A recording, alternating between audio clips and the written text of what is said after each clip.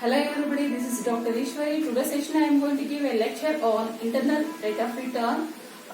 In that internal rate of return, two types of the methods are there. One is when cash flows are even, another one when cash flows are uneven. This is the method when cash flows are uneven. Let's go to the illustration. Company A is proposed to install a new machine costing 16,200 rupees. This is the initial investment value, means the cash outlay. Having an economic life of 3 years, the annual cash flow shall be 8,000 rupees, 7,000 rupees and 6,000 rupees in the respective 3 years. Calculate IRR. Means here we are receiving every year 8,000 rupees and 7,000 rupees and 6,000 rupees like that. Here the cash flows are not in a event. So these are all uneven. So let's go to the solution. How we can calculate? First we need to identify the factor value with the formula of F equal to I divided by C. So what is the initial outlay? Initial outlay in the sense of the investment value. So what is the investment value here? 16,200 rupees as the initial investment. So how much of the amount we are receiving every year? 8,000 rupees, 7,000 rupees and 6,000 rupees. What is the life period? 3 years. So divided by 3. We need to average the value. Why? Because here the values are not same. So uneven value, if it is having any uneven values, we need to be average. So the total value of the cash inflows divided by number of years, that will be 7,000 rupees. 16,200 divided by 7,000, that equal to 2.314. So this value we need to be verified in the discounting factor table. So I already verified in the discounting factor table, that is in the textbook. In the back side of the textbook we can be identified.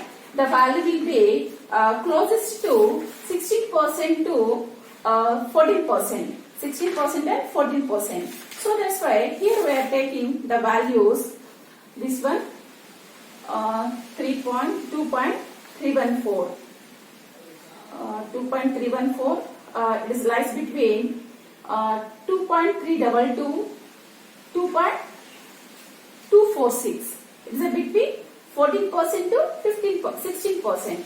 So it's a lies between 14% to 16%. So that's why here we need to consider 14% discounting factor value and 16% discounting factor value. This is the trial and error method.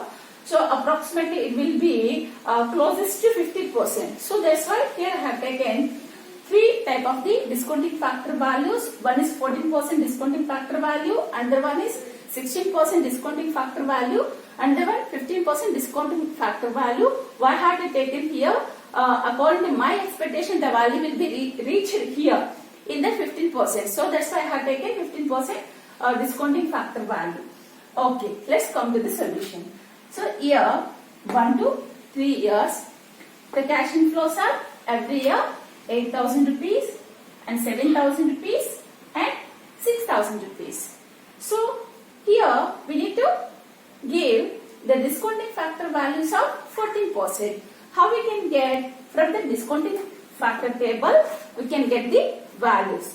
For that 14%, 8.77, 0.877, 0.769, 0.675. At the same time, for the 16% discounting factor also 0.862, 0.743 and 0.641. At the same time, for discounting factor of 15%, 0.870, 0.756 and 0.658. So from the discounting factor table we can get the values. In case if the discounting factor table may not be available with you, you can calculate with the formula. The formula will be 1 divided by 1 plus r whole power p. In case if it is the 14% discounting factor value, how we can calculate? 1 divided by the required rate of return. In case 14%, 1 plus 0.14, 14% will be, when we have to convert into the points, the value will be 0.14. For 1 year, the value will be 0.877. And for the second year, 1 divided by 1 plus 0.14 whole power 2. The value will be 0.769. Like that, how many discounting factors you need to be calculated? You can go and implement in that formula. Okay. Let's multiply with the cash inflows with the factor values. 8,000 into 0.877, 7,016 rupees. And for the second year, 7,000 into 0.769, the value will be 5,383. And for the third year, the cash inflows are 6,000. The value will be 0.675. And the calculated value 4,050. And coming to the 16%, 0.862 into 8,000. The calculated value will be 6,896. And 7,000 into 0.743. Calculated value will be 5,201 rupee. And the third year, 6,000 into 0.641. Calculated value will be 3,846. And coming to the 15% discounting factor, I already told. Why? Because this is a trial and error method. We have to implement. According to my expectation, the value will be reached here. So that's why I had to take 15% discounting factor value. Why? Because the value will be lies between 14% to 16%. It will be on the 15%. So that's why I have taken into consideration. Okay. 0.870 into 8,000. Calculated value 6,960. And 0.756 into 7,000. And calculated value 5,292. And 0.658 into 8,000. Calculated value will be 3,948. Okay. Then after the calculation part over, we need to add all the present values. But I have to add the present values of 14%. The net present value is 16,449. In that 16% discounting factor, the present value of the 16% discounting factor, the value will be 15,942. At the 15%, the net present value is 16,200. Okay.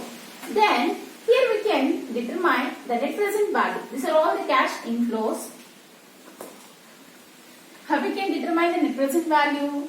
Cash inflow minus cash outflow. Cash inflow 16,449. Cash outflow 16,200. The value will be 249. Here we are getting positive NPV is greater than 0. Here the negative value 15,943 minus 16,200. Here we are getting the negative value. NPV is less than 0. Okay, means here we will take the highest value of the discounting factor. Here we need to reduce the value to reach the initial investment. So that's why here the value will be reached. 16,200 minus 16,200 equal to 0. So our trial and error method will be applicable here. So 15% will be suitable for the cash inflows to the cash outflows. So this is the method.